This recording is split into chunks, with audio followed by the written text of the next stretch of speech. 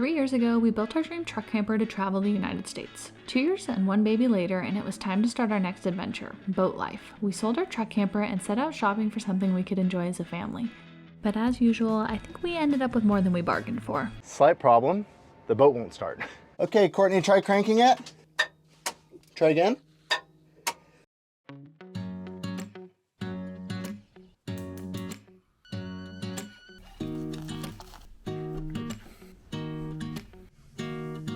Wake up.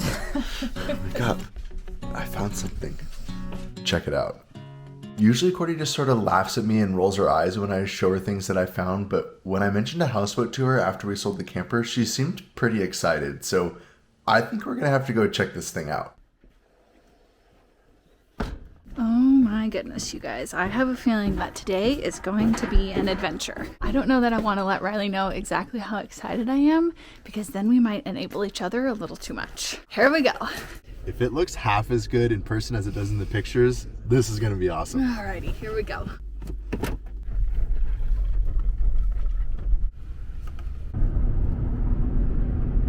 All right, we're here. Crossing the road. Ahoy! I see the boat. Do you guys see it down there? Oh my goodness. Look at that thing. It floats. Definitely a good first sign. Courtney, oh, it's sweet. Don't worry, I will test the, what is this called? The plank, you're walking the plank. I'm walking the plank. Skippers first.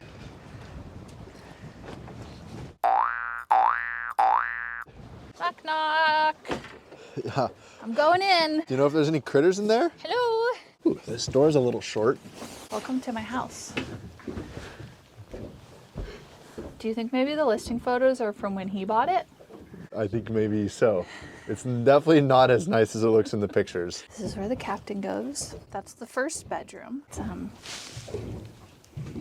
very lived in. I'm kind of scared. Kind of feels like I'm going in a haunted house. Smells like camper. It does, it smells just like our old camper. Oh, but check out this sweet sign. Do you think this comes with the boat? That thing's awesome. It's a picture of you. Where's the edge? There's the edge. Okay, don't fall in the hole.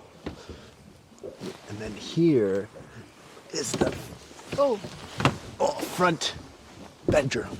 Two little, I think they're called berths on a boat, which is pretty cool that a boat that's this small to have 2 bedrooms and one of the bedrooms be able to sleep 2 people. I think I don't want to get excited about any of this because what if there's rot?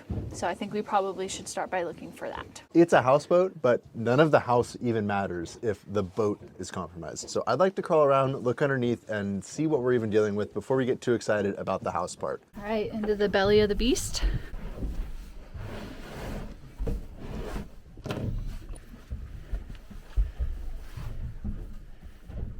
So underneath us there are basically beams that run horizontal to the boat that support the floor, and where those beams meet the hull on both sides are rotten off entirely. So the floor isn't actually attached to the sides of the hull, it's only sort of attached to the center of the hull. Not a good sign. Wah, wah, wah. I'm excited, I want to keep looking, but also I already found pretty definitive reasons not to buy it. You can see a little better back here. One of those beams that goes across, somebody tried to re-fiberglass it to the hole, and that looks fairly recent, and it is completely not attached, which means there's a lot of movement somewhere. Somebody tried to repair it, but it clearly didn't work. Yeah, but look at the view that you could have out your dining window every day. Oh, that's water damage. That's probably why those walls are spray painted back there. Good eye. Should we go up on the roof? I think we should go on the roof. We continue our tour towards the back of the boat now. Is this where your barbecue goes? Right there. Right here. Is the ladder attached? It feels pretty sturdy. Wow. That's pretty cool. We could eat our dinner up here every night all summer. I'm just driving my boat. Honk, honk. I mean, the whole thing feels... Feels what? I don't know, spongy? This feels more sturdy over here. I tell you what, it is way better than any 1980 RV we've ever looked at. But the RVs didn't have to float. And presumably the RVs cost a lot less. Do you need me to throw you a life-saving buoy? Where does the Argo go? Right there. On the back. All right, what's behind daughter number 1? An orange engine. 2 Chevy 350 engines with V drives. So another thing I like about this, is it has real inboard engines, not little outboards. All of this actually looks like relatively new steering ram there. The steering stuff all looks okay anyways. Oil looks clean. Honestly, it looks pretty good in here. Let's go to the front. Around this way. We haven't been this way yet. Don't worry, the propane tank is secure. I think that's where the propane is supposed to be, in a different kind of cylinder. Oh, there's a door on this side too. Yeah. It's kind of cool. I think that what you do up here is you lounge in the sun. And this little hatch here goes into the lower bedroom. All right, Captain, do you want to tell us about your boat? This is a 1980 Cruise-A-Home Corsair. Cruise-A-Home built a total of about 400 boats. This was the largest model at 40 feet long, and this one's quite rare in that it has that front bunk. So this boat is a fiberglass over wood boat, so hand-laid fiberglass over some wood stringers and beams and stuff, and that's the part that makes me most leery about it, because if the wood is rotten, there's really no fixing it for us. We're not gonna take the time to cut this boat apart and repair wood beams underneath all of this. I'm kind of a bargain hunter, and so when I see a good deal, I get excited. Usually there's a reason it's a good deal, kind of a get what you pay for situation here. But I think the question we need to ask ourselves is how much project do we want to be getting ourselves into? But man, look at the view that you could have every day when you're eating breakfast. Yeah, the huge windows are so cool. My buddy that knows a lot more about houseboats than I do basically told me that if it has rot, we should run away. The door's right there. You better start running. Goodbye, houseboat. A few weeks has passed since we looked at that houseboat. We ultimately decided to pass on it. We decided it was just too much project for this time in our life because we had our baby. And then we kind of decided that we weren't going to do boats at all this summer until we found another boat that we liked.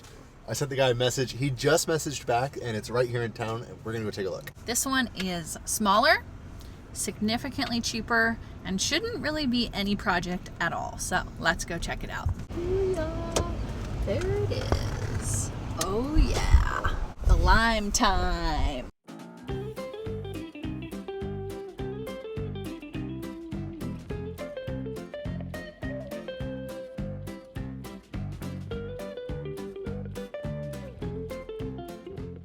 This thing's pretty cool. So the inside down here is like a complete cabin that we could live in. It's got a kitchen, it's got a little bathroom, it's got 2 beds. So there's this whole front little berth area that converts from a dinette into a bed. And then check out this little tiny bed. Oh, but it's actually totally big enough for me. This is actually probably bigger than the bed that was in our camper.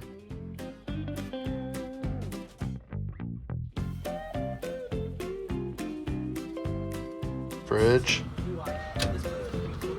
stove, sink, microwave, convertible dinette, closet. I didn't really know what to expect going to look at that boat, but I think it was cooler in person. It's also got a big block in it, which means that it can go pretty fast and burn a lot of gas. I think realistically, with Courtney and I's busy schedule, to get the most out of that boat, it would make way more sense for it to just be in the water all summer so we could just jet down to the lake and use it.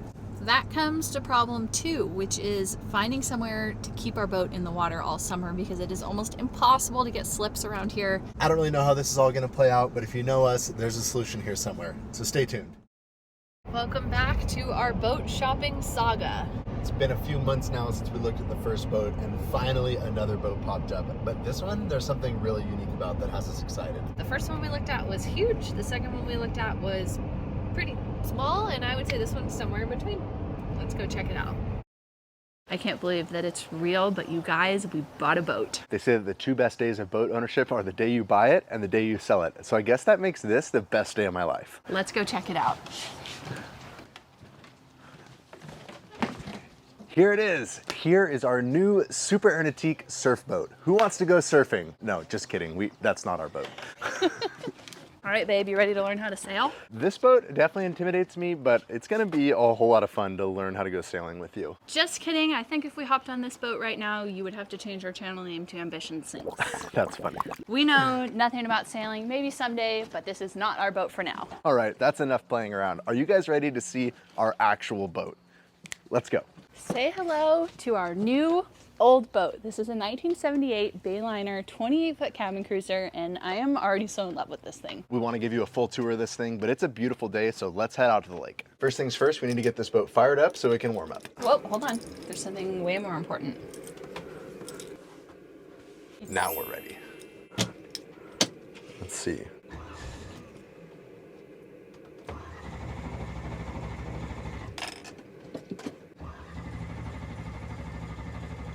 Come on, you. It's not a good start. Uh-oh. They're gonna think we did this on purpose. Oh my goodness. There it goes. Okay. Choke is on, and we'll just let it warm up until the choke turns off. We are free. So the system that we found that works is Riley drives from above, and I hang out down here with the baby to keep an eye on him while we're moving. Oh gosh, you guys, this part makes me nervous. This is a small marina and maneuvering isn't exactly easy. I have full faith in Riley, but it's really difficult. This boat has a fly bridge, which means we can drive it from on top or below. The visibility is way better from up here, so I'm gonna attempt to pull out of the marina from up top. You ready, Courtney? Yeah. Are you sure? Yeah. In gear. The boat barely fits in the slip. I think it's the biggest boat in these smaller slips at this marina.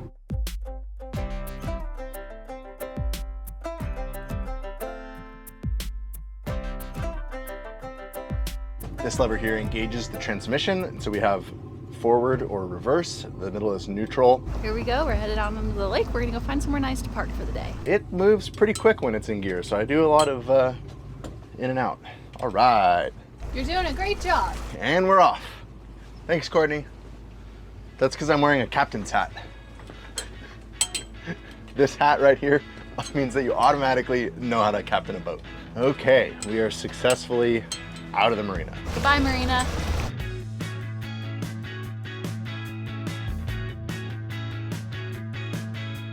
We actually have friends that live in this marina on a houseboat. Say hi, Dave and Brad.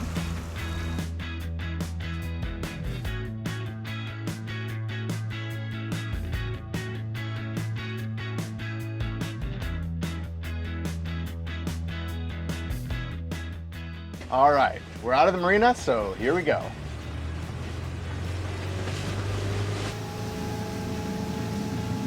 We are cruising now. All right, we have hit our top speed of 22 miles an hour, and I'm pretty sure that at this rate, we only have enough fuel to drive for about an hour. But it feels like we are absolutely flying on this boat, I think because we sit so high up.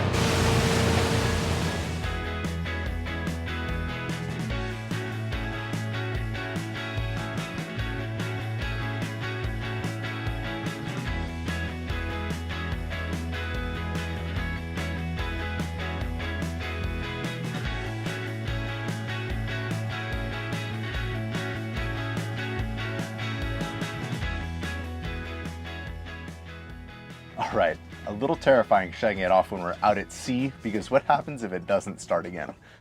Slight problem, the boat won't start. Okay, Courtney, try cranking it. Ready? Yep. That's a problem for later. For now, let's show you around the boat. So welcome to the flybridge where we can captain the boat. My first mate can hang out with me. We've got cup holders, we've got a compass, GPS screen, Mayday radio that I don't know anything about, and a depth finder. We also have a nice lounge area here in the back, as well as a bimini cover over the top. Moving on to the back of the boat, this is probably my favorite area of the boat. Back here at the back of the boat, the most important feature of the entire boat is the little marine barbecue. Where else do you get to sit down while grilling? We've got an inflatable stand-up paddleboard. We've even got misters along the back right here, powered by this little pump that we just drop in the lake to keep us cool on those hot days. Plug it in, and we have mist. Ah, much cooler. I'm really glad we didn't lose the stand-up paddleboard paddle that's just hanging out on the back deck.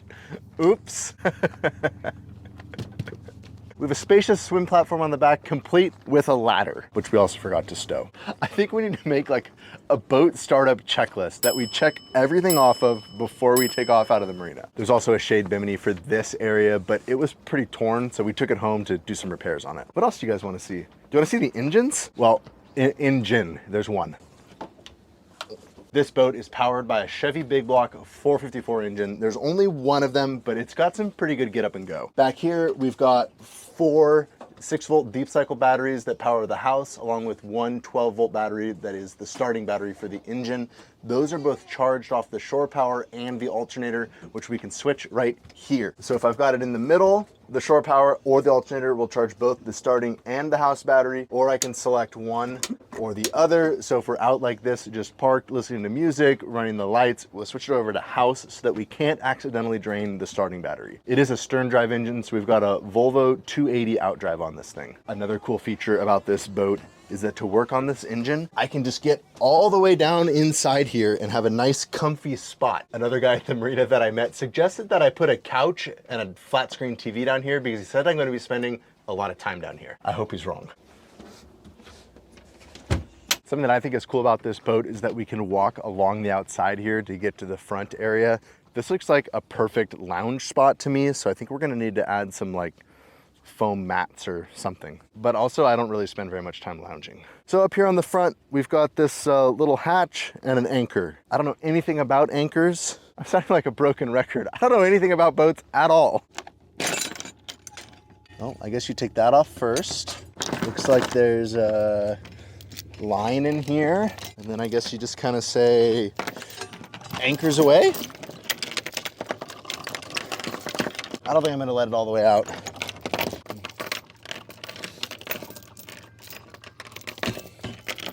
One of the really cool things about this lake is that it's absolutely massive and overnight camping's allowed. So once we get a little more comfortable with the boat and learn how to use this anchor, we'll be able to just find a nice spot, anchor up for the night, and spend some time as a family out here on the lake. Last feature up front is we actually have this remote control spotlight that lets us look around, but it's from the 70s, so it's pretty much like a candle spotlight. Riley's on baby duty up in the flybridge, so let's check out the inside of the boat.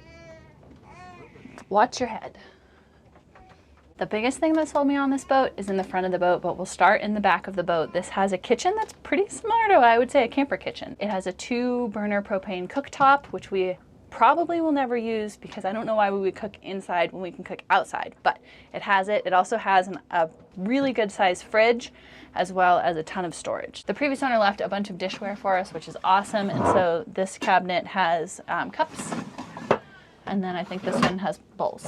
It's got a water pump and a normal sink, which has been really nice for doing dishes. So we have fresh running water even when we're on a lake. Yeah, so that's the kitchen on the boat. Now let's head to the dining lounge area of the boat. This boat is 28 feet long. It's huge. We've never owned a camper this big, so it's pretty awesome for space inside. Something that's really cool about this, because we get asked all the time, how many kids are we gonna have? And I don't know, but there's a way. You take this,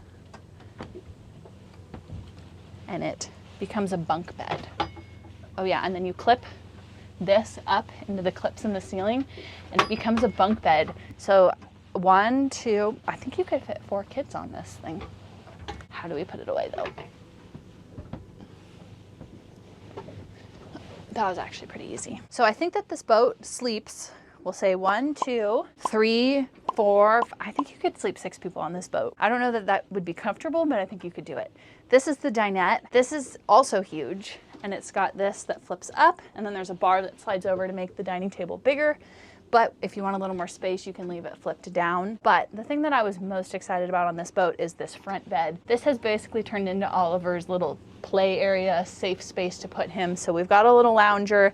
He can take naps up here. He can play up there when the boat's underway. He's able to be up there safe, out of the way. And so that has been already so amazing. Down here, this is our life vest cabinet. So we have to have a life vest for everyone on the boat. We said we weren't gonna make that many modifications to it. We were gonna just use it, but this is the first one I made. This is a 12-volt fan that really helps with airflow. And so it's just plugged in down there. Something else that I think the previous owner did that's actually really nice is all of the windows have these pull down blinds, which make it a lot darker in here, but it also helps when the sun is beating on a wall. This is a radio that I hope we never have to use because I think that's how you call for help. I think that's the only reason you would use it. And now I'll show you the thing about this boat that I think is my second favorite thing. This is a full bathroom.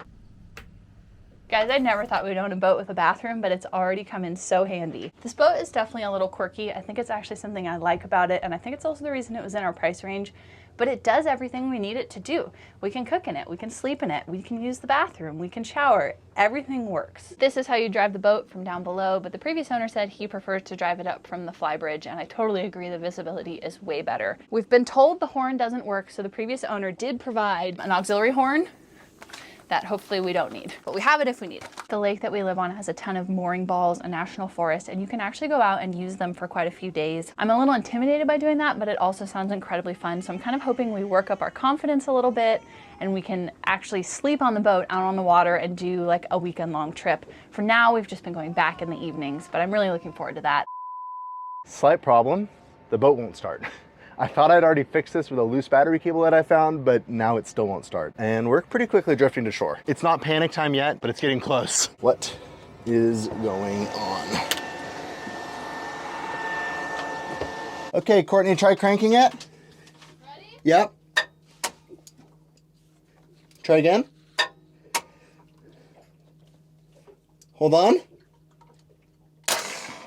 Try again. Try again.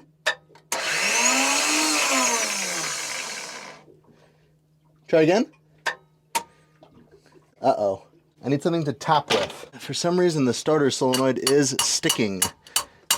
I don't know why the starter for some reason is just not starting. And it looks brand new, which has me suspicious. What is going on with the starter? 13 volts, so we've got plenty of voltage on the starting battery. Courtney, can you try starting it again?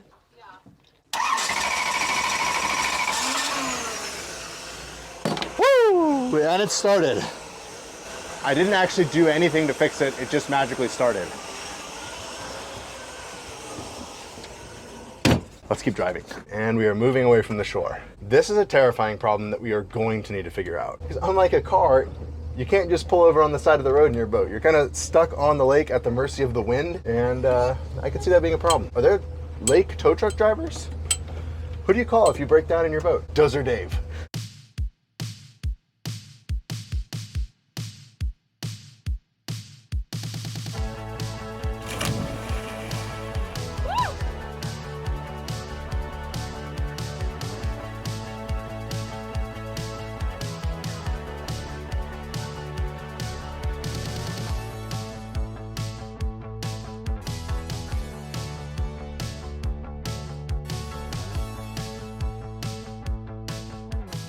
Every boat voyage must come to an end at some point, and this is going to be the hardest part, which is docking this giant boat in our little tiny slip. I think the goal is just to not crash into the expensive boats. Sacrifice our boat at the expense of the others. No pressure, here we go. Is it going to be 2 for 2? We'll see. Courtney, which slip is ours? It's the one that doesn't have a boat in it. I know which slip ours is.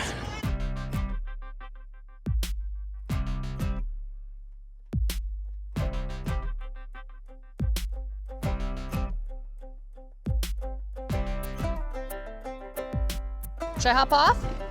Yeah. Yep. Hopping off. Okay, I'm gonna shut the boat off. Okay, shut her down. I don't think that could have gone any better than it did. And we're docked. That actually went really well. You did a great job. Thank you. Still can't really believe that this boat is ours. You know, one of the main reasons we relocated to this area is so that we could enjoy the outdoors, and this boat is gonna let us have a lot of fun this summer with Oliver. I think this boat might be a little bit of a can of worms. It really was the cheapest boat with a bed and a bathroom that we could find on Marketplace, and we don't really know what we're getting ourselves into. But we'll make sure to take you along for the ride as we get our crash course in boat life. Thanks for watching, guys. And we'll see you next time. We opened the back hatch and we have a serious coolant problem on our hands.